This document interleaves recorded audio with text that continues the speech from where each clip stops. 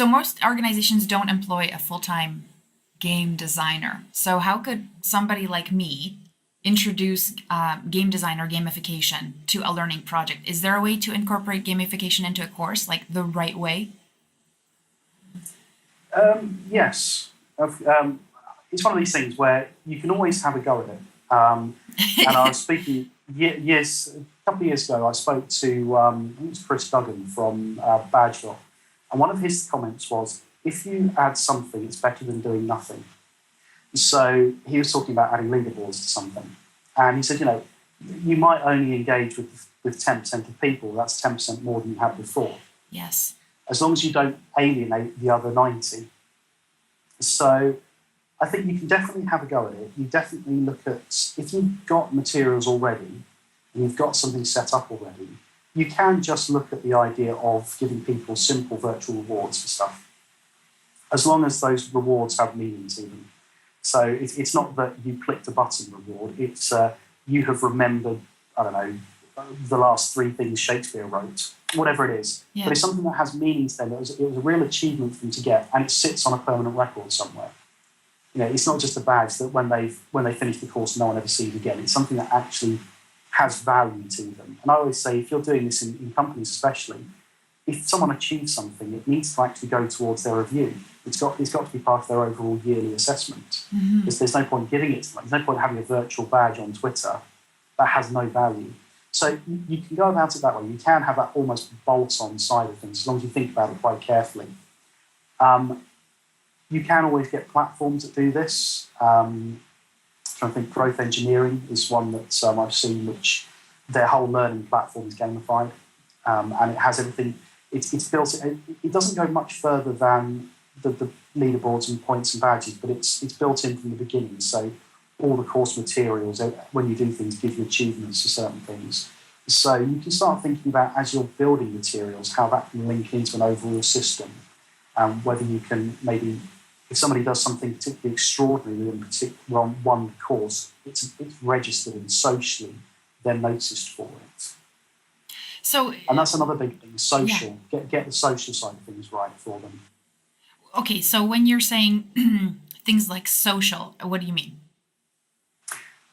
When I was learning many years ago, when I was at school, one of the big things we had is I had that old Harry Potter house system. So we had it was an all boys school run by priests, and we had 4 houses, and I was in ours.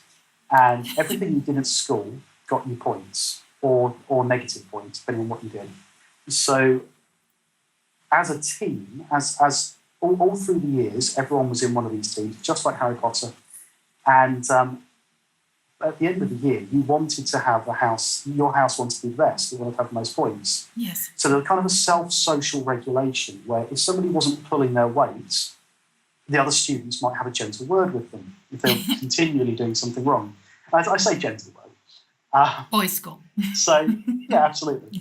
Now, obviously, you can't necessarily bring that forwards into adult life. You can't have gentle words with people around the back of the bike sheds in real school and in the adult world. You might.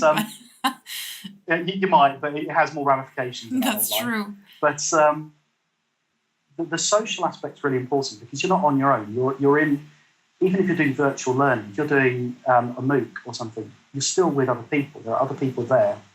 And I think what people need to remember is that everyone is good at something and can help somebody else. So if you're looking at the social aspect of learning, you're looking at creating a community that supports itself, where students are willing to help other students and sort of can self-regulate how people are doing within that course. That can be really, really powerful. So, it almost seems like when you're doing that, you have to design in the way you're designing it, you'd have to consider that what you're measuring as well, because it can't just be the achievement parts. There has to be several elements where a variety of individuals can contribute or gain value, right? Yeah, so if you're looking at making a fully social system, as you say, you're not just measure the achievement of the individual, you can measure where people have helped out. So if somebody helps, then the person they've helped can voluntarily reward them. Okay? that sort of thing. And do you remember the old forums where you had the kudos button? So if somebody helped you, give them kudos. Yes. It's very, very simple, but actually quite powerful, because not only does it make the person who's received the kudos feel good about themselves, actually the people who've got most kudos are the ones you want to go and ask for help, because you know they will help you. So it gives them this level of recognition. And that's how Stack Exchange works. Yeah. People help, they get given points for helping, and actually everyone can then see, if I go to the JavaScript forum, X, Y, or Z has got the most points, so he's probably the best person to ask for help. And it's also a great way for you to give like appreciation, right? And feel good recognizing somebody else. I love that. I love that approach, because then it isn't left to one person to dispense. It's absolutely. the community reinforcing itself. Exactly. It becomes a community rather than just the lecture at the end of the year saying, right, you got an A, you got a B. Actually, the whole community can say, well, actually, you were very helpful towards me, so I think you've done well.